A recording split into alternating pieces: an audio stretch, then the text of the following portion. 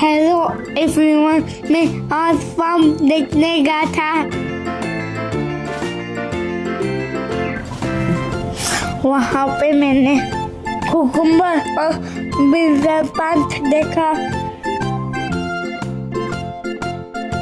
शेरी खाया। पापा के साथ स्विमिंग की।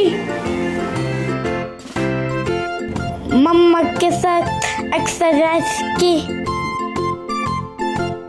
दी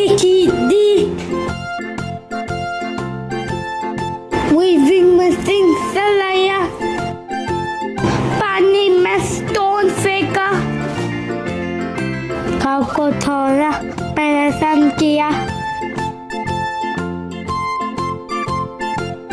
झूला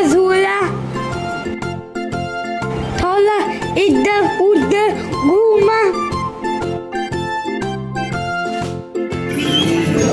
जब दिन रात का गाना सुना और घर आ गया।